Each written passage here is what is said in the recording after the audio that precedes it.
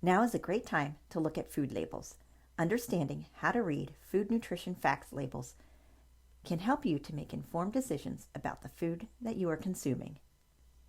When looking at a food label, the first thing you should look at is the serving size and servings per container. The serving size now reflects the amount that people typically eat or drink. It is not a recommendation of how much you should eat or drink. It is important to understand that the nutrition facts are based on one serving. So in this sample label for lasagna, 1 serving is 1 cup. If you ate 2 cups, you would be consuming 2 servings and double the calories. In this example, there are 4 1-cup servings in the container. Following are some visual clues to estimate serving sizes. A tennis ball is about the size of a half a cup of cooked rice, pasta, cooked cereal, or popcorn. You can also use a tennis ball to estimate 1 ounce of pretzels. A baseball or an average fist is about the size of 1 cup of ready-to-eat cereal. Generally, a baseball estimates 1 cup. A CD case is about the size of 1 slice of bread, 1 small tortilla, a waffle, or a pancake. A hockey puck is about the size of 1 muffin or biscuit. A computer mouse represents a half a cup of vegetables, raw or cooked, and 1 medium potato. A baseball is about the size of 1 cup of raw leafy greens. 1 serving of vegetable juice is a half a cup. Remember those small milk cartons from primary school? They are 8 ounces. A tennis ball is about the size of a half a cup of fresh or frozen fruit, sliced or diced, and 1 medium whole fruit such as an apple, orange, or peach. A golf ball is about the size of a quarter cup of dried fruit. A serving of 100% fruit juice is 8 ounces, those little tiny cans, and an average fist is about the size of 1 cup of berries. 1 cup of milk or yogurt is an 8-ounce size container, again, the small carton of milk that we think of for kids. When measuring cheese, think dice. 1.5 ounces of natural cheddar cheese is about the size of 4 dice, and 2 ounces of processed cheese is about the size of 6 dice. A half a cup of ice cream is about the size of a tennis ball. 3 ounces of meat or poultry is about the size of a deck of cards. 3 ounces of fish or seafood is about the size of a checkbook. 1 egg or 2 egg whites is about the size of, well, an egg. A quarter cup of cooked beans or peas is about the size of a golf ball. And 1 tablespoon of peanut butter is about the size of a ping pong ball. 1 tablespoon of oil, such as canola, corn, olive, or soybean, is about the size of a half a shot glass. A matchbook is about the size of 1 tablespoon of butter or margarine. 1 teaspoon of mayonnaise is about the size of the tip of your thumb. And a poker chip is about the size of 1 tablespoon of salad dressing. Now let's look at the rest of the nutrition facts label.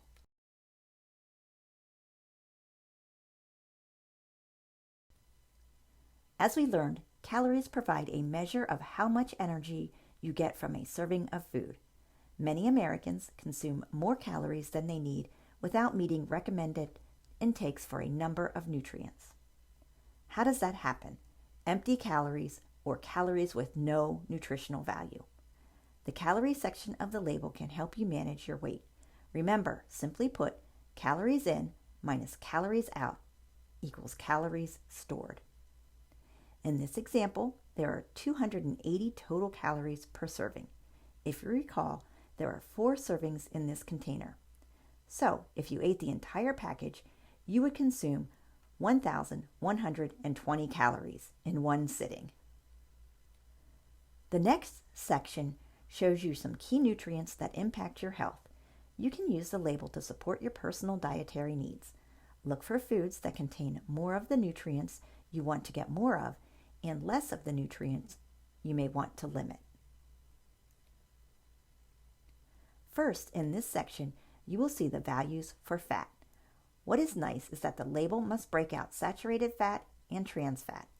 Labels do not have to denote unsaturated fat, but you can surmise the amount by subtracting saturated and trans fat from the total fat. Food products that are high in unsaturated fats will usually list them. 1 serving of lasagna has 9 grams of fat, 4.5 grams of saturated fat, and no trans fat. Unsaturated fat is not listed, but you can assume that there are roughly 4.5 grams of unsaturated fat. Cholesterol is right below fat and lists the total dietary cholesterol. Remember, for the most part, cholesterol comes from animal products. You should try to get no more than 300 milligrams of dietary cholesterol per day. I suspect that you have heard that Americans eat too much salt. Your body needs a small amount of sodium to function properly, but too much can be harmful. Diets that are high in sodium are associated with an increased risk of hypertension or high blood pressure, which is a major risk factor for heart attack and stroke. Believe it or not, over 70% of dietary sodium comes from eating packaged and prepared foods, not from adding table salt to your food during cooking or eating. You should limit your sodium intake to no more than 2,300 milligrams a day. We will talk about the 5-20 rule in just a minute to help you understand how to limit the sodium that you consume. As you know, carbohydrates are the macronutrients that we need in the largest amounts. Roughly 45% to 65% of our calories should come from carbohydrates. This is where you will find both sugar and fiber. Let's talk about fiber first. Adding fiber to your diet helps to keep your digestive system running smoothly. We should get at least 28 grams of fiber each day. Sticking with the less processed sources of whole grains, fruits, and vegetables will help boost your fiber intake. Total sugars on the nutrition facts label includes sugars naturally present in many nutritious foods and beverages, such as sugar in milk and fruit, as well as added sugars that may be present in the product. Added sugars on the nutrition facts label include sugars that are added during the processing of foods, such as sucrose or dextrose, sugars from syrups and honey, and sugars from concentrated fruit or vegetable juices. Diets high in calories from added sugars can make it difficult to meet daily recommended levels of important nutrients while staying within calorie limits. Here is an example of the total sugars from a yogurt label. Having the word includes before added sugars on the label indicates that added sugars are included in the number of grams of total sugars in the product. In this example, a container of yogurt with added sweeteners shows that the product has 7 grams of added sugars and 8 grams of naturally occurring sugars, for a total of 15 grams of sugar. And finally, protein. Remember, only about 10% to 35% of your calories should come from protein. For the most part, children over the age of 4 and adults in the United States consume more than enough protein. Animal foods and beans and nuts are good sources of protein. The percent daily values are based on the daily value recommendations for key nutrients based on a 2,000 calorie diet. You may not know how many calories you consume daily. However, this is a good point of reference. The percent daily value is the percentage of the daily value for each nutrient in a serving of food.